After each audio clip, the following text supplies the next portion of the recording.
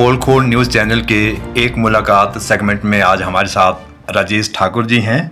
ये जिला किसान कांग्रेस हमीरपुर के अध्यक्ष हैं और अभी इनकी नियुक्ति हुई है HPMC में डायरेक्टर के पद पर। पूर्व में ब्लॉक कांग्रेस अध्यक्ष और 2 बार जिला महासचिव ये रह चुके हैं। राजेश जी नमस्कार। मुख्यमंत्री सुखविंदर सिंह सुक्खू का जन्मदिवस है, दर्शकों के लिए किस तरीके से बधाई संदेश देना चाहेंगे? सबसे पहले तो मैं आपके चैनल के माध्यम से आदरणीय यशस्वी हिमाचल प्रदेश के मुख्यमंत्री ठाकुर सुखविंदर सिंह सुक्खू जी को जन्मदिन की ढेर सारी शुभकामनाएं देता हूं। भी आयु की कामना करते हैं और उनको ढेर सारी शुभकामनाएं देते हैं। राजेश जी, क्या कार्यक्रम है जन्मदिवस पर, खासकर टौनी देवी और डिस्ट्रिक्ट हेडक्वार्टर हमीरपुर में?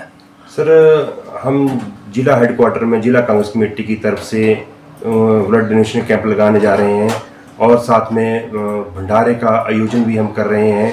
वहीं साथ में हम अपनी सुजानपुर विधानसभा में सुजानपुर में अलग से कार्यक्रम हो रहा है और मैं स्पेशली टौनी देवी में मुख्यमंत्री जी के जन्मदिन पर अस्पताल में जो हम मरीज होंगे उनको हम फल वितरित करेंगे।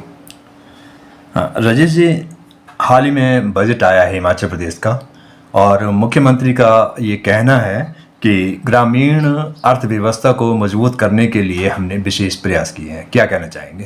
सर, इसमें कोई दो राय नहीं है। जो हमारे मुख्यमंत्री जी ने बजट पेश किया है वो एक ग्रामीण अर्थव्यवस्था को देखते हुए उस परिस्थितियों को देखते हुए वो बजट पेश किया है और वो बहुत ही सराहनीय बजट है, क्योंकि मुख्यमंत्री जी खुद ग्रामीण परिवेश से आते हैं, आम परिवार से निकले हुए व्यक्ति हैं।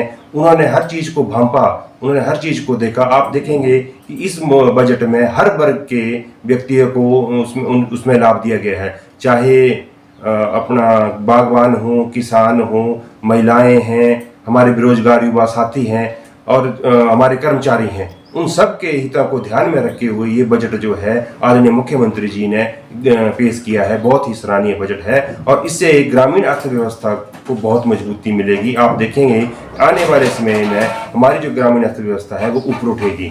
इसमें आप देखेंगे वो माननीय मुख्यमंत्री जी ने दूध की जो MSP उसको बढ़ाया। गाय का दूध जो था वो 51 रुपये किया, भैंस का दूध था उसको 61 रुपीज़ किया और जो हमारी और फसलें हैं उसमें मक्का है उसको 40 रुपये किया गया और जो गेहूं है उसको 61 रुपये किया गया।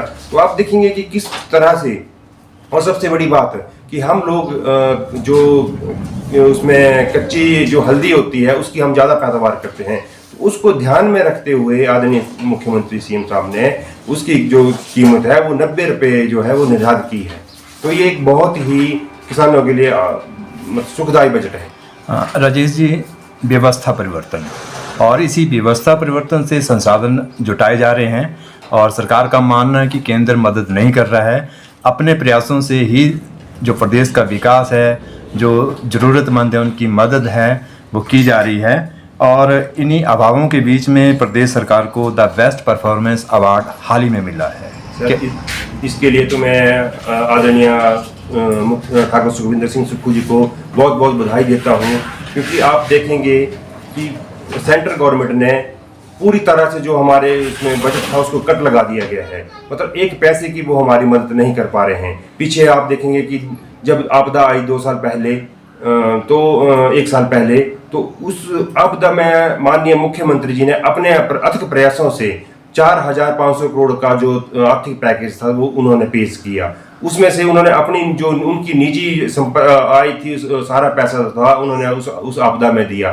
तो मुख्यमंत्री जी ने जो सारी परिस्थितियों को ध्यान में रखते हुए वो बजट पेश की, जो धन था वो उपलब्ध करवाया और जिसमें किसी की गाय मर जाती थी, किसी की भैंस मर जाती थी, तो उस वक्त जो उनकी कीमत 2-4 हज़ार थी, अब मुख्यमंत्री जी ने उस कानून को बदला और उसमें उनको 60,000 के रुपए मिलते हैं। किसी का मकान गिर गया तो 1.5 लाख मिलता था, लेकिन आज की डेट में अगर आप देखेंगे तो उन लोगों को पैसा मिला है 10-10 लाख के करीब उनको पैसा मिला है, आर्थिक मदद उनको दी गई है।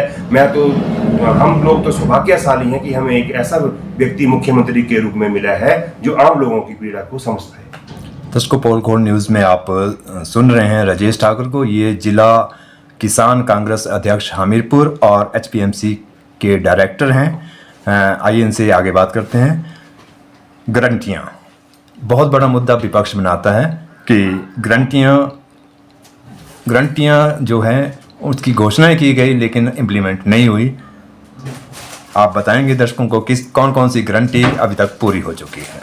सर, हर सरकार जब भी सत्ता में आती है, चाहे कोई भी हो, तो वो गारंटियों के इस पर ही आती है। हम लोग सत्ता में आए, जो हमारी गारंटियां हैं, 10 गारंटियां हैं, उनको जो हमने लोगों से वादा किया है, हम उनको पूरा करेंगे। माननीय मुख्यमंत्री जी ने सत्ता संभालते ही सबसे पहले जो हमारी गारंटी थी ओपीएस, आप देखेंगे कि पूरे हिंदुस्तान में हम जब हमारे मुख्यमंत्री जी ने ओपीएस को दिया तो और लोगों ने भी उसको अपनाया कि नहीं, जब वो स्टेट दे सकती है तो हमें देने में कोई दिक्कत नहीं है। भाजपा वाला का तो काम ही ऐसा है कि उनको तो कमियां ही दिखेंगी, वो तो कभी बोलेंगे ही नहीं कि, लेकिन विपक्ष का काम भी होता है कि कमियां नहीं, वो तो कभी बोलेंगे नहीं कि अपने मुंह से कि ये काम अच्छा हुआ। दूसरी गारंटी आप देखेंगे 1500 रुपये वाली। अभी हाल ही में मुख्यमंत्री जी ने खुद कहा कि 21-18 से जो भी हमारी महिलाएं हैं, बहनें, माताएं हैं, सबको वो 1500 रुपये मिलना शुरू हो भी गए हैं। और तीसरी थी हमारी जो गोबर जो थी, उसको भी हमने चरणबद्ध तरीके से वो चलाना शुरू कर दिया है।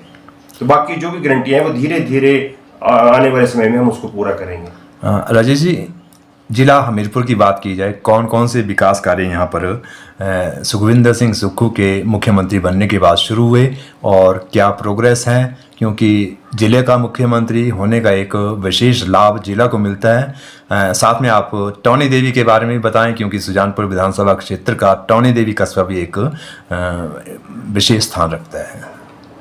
सर, सबसे पहले तो आप देखेंगे कि मैं तो यह कहता हूँ कि मुख्यमंत्री जो होता है, भगवान के बाद मुख्यमंत्री होता है।